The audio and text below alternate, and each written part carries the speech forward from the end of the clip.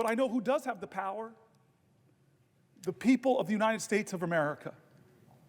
The power of the people is greater than the people in power. It is time to heed the words of the man I began this whole thing with, John Lewis. I beg folks to take his example of his early days where he made himself determined to show his love for his country at a time the country didn't love him, to love this country so much, to be such a patriot that he endured beatings savagely on the Edmund Pettus Bridge, at lunch counters, on freedom rides. He said he had to do something. He would not normalize a moment like this. He would not just go along with business as usual. He wouldn't know how to solve it. But there's one thing that he would do that I hope we all can do, that I think I did a little bit of tonight.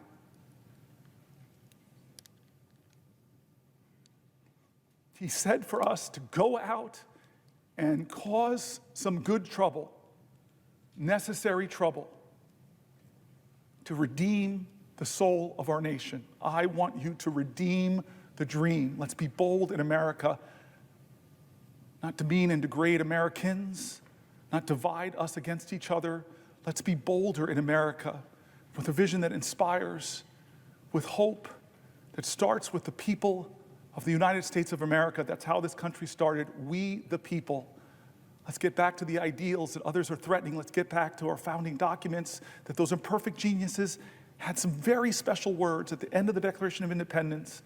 It was one of the greatest in all of humanity declarations of interdependence. When our founder said we must mutually pledge to each other our lives, our fortunes, and our sacred honor. We need that now from all Americans. This is a moral moment. It's not left or right, it's right or wrong.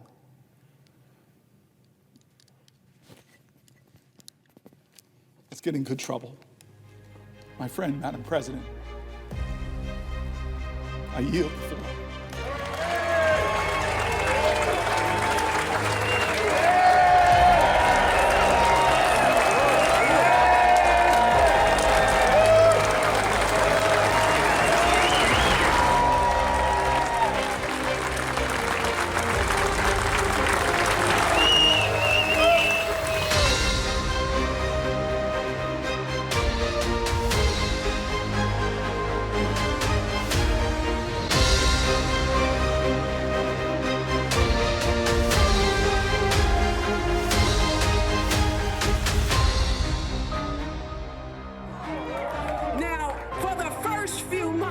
We wandered in darkness waiting to be led.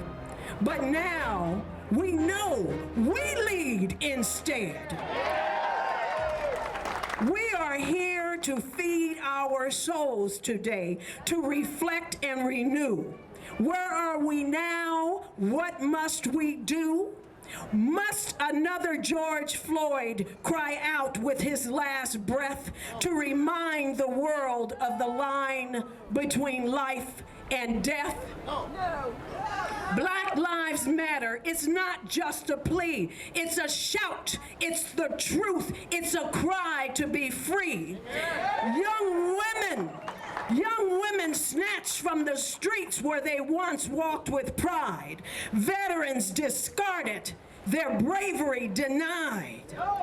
This moment is ours. No place left to hide. We rise, we resist with our past as our guide. Hands off our freedom to have a voice. Mississippi, goddamn, was Nina Freeland's or Nina Simone's defiant choice. A fiery cry against a world gone wrong. What will be your call in Freedom's song? Hands off our freedom to have a voice. Billy sang of strange fruit, not silence, not choice. Her voice still swings from the trees we pass, a warning, a wound, America's glass.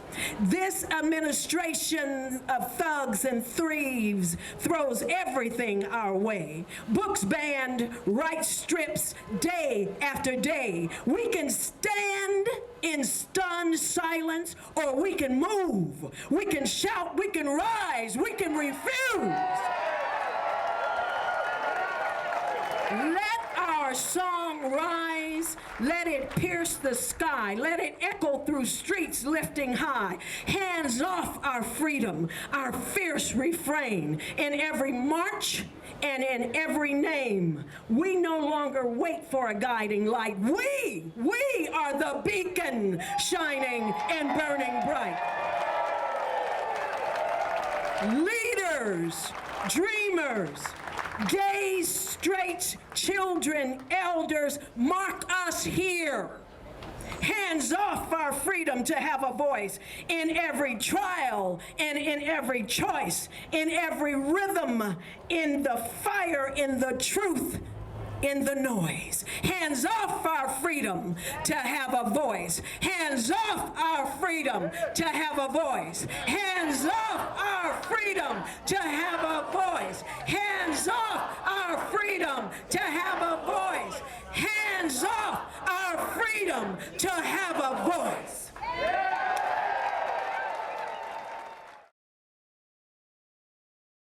Cuts to Social Security and Medicare are a form of economic injustice. It is an attack on the most fundamental promise we can make to our citizens. Congressman Ken Calvert, I'm talking to you. You cannot stand by and allow these cuts to happen. We must stand together as a community and advocate for the preservation and expansion of Social Security. In closing, I urge everyone in Congressional District 41 to raise your voices. Call Ken Calvert. Hands off our union. Hands off our collective bargaining agreement. Hands off our jobs. And keep your hands out of our pocket. Because as we all know, that's what this administration is trying to do, is to figure out ways to get into our pockets, to disbalance our country, and do whatever nonsense he wants to do. As we've seen in these past few weeks, the unprecedented attacks against unions and against workers. Right across the streets from us, we have TSA workers that were stripped from their collective bargaining agreement. That were stripped of their union. And Trump is pretty much saying, we want to put you back to federal minimum wage. There are 12,000 people that we've invested in that have had the strength to stand up and wear the uniform of the United States, protecting the freedom for all of us. And it is a crime that he is trying to take it away. He's been stopped by the courts for now, but please call your congressman, tell him that we deserve to serve. 50,000 people in the street, that makes the news. But 1 million people in front of the White House changes the government. Hands off our data. DOGE uses access to Social Security data to elevate claims against migrants. DOGE gains access to personal records of unaccompanied immigrant children. DOGE's access to the payroll system of 276,000 federal employees puts government on path to have, quote, unprecedented power and control. Hell no! Hell no! Hell no! Look, let's be clear about what is happening. This is a war for them to amass more power and more wealth at your expense. This is a war against our democracy to create the autocracy and the dictatorship that Donald Trump wants for America. This is a war against our Constitution, neglecting the rule of law, where Congress determines what gets funded and what agencies are created. He is attacking our Constitution and what we know to be the balance of power amongst three, quote, equal branches of our government. Hands off my body. I'm going to go a little further. Hands off our bodies.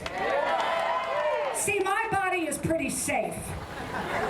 Oh, come on, it is. I'm kind of an old broad, but here's the main thing. I'm white. Okay? I am a white woman. I'm 5 feet 2.5. I won't tell you my weight. That's none of your business. But they're not going to come after me. No, they're going to come after those whose skin is a little darker, or whose skin is a little browner. Maybe it's a little yellow. Maybe it's just not what they think America should look like. Maybe they think that they have the ability, the intelligence, they certainly have the money to rule this country. Well, hands off, you son of a bitches. You don't have it. You do not own my body. You do not own the United States of Americans.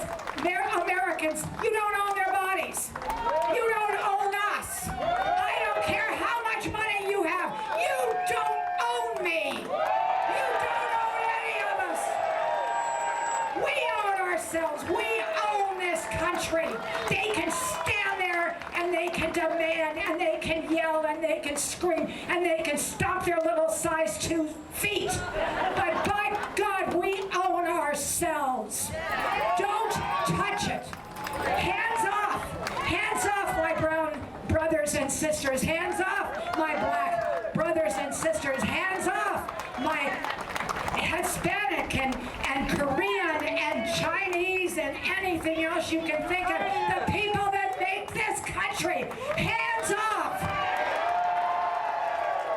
You cannot own us. I don't care how much money Muskie has. You cannot own what we are, what we think, what we feel. You cannot own us. We are not for sale. And we are not going to put up with that garbage anymore. I am tired of listening to this guy Muskie, whatever his name is. I'm tired of listening to him. I'm tired of him carrying around a 4-year-old child on his shoulders. What the hell is that about? What is that about? What I do know is this. There's too many other people that are going to be talking with you today who are so much more gifted at this than I am. But what I'm going to say is this. Hands off our minds. Hands off our bodies. Hands off telling us what we can and cannot do. We are Americans.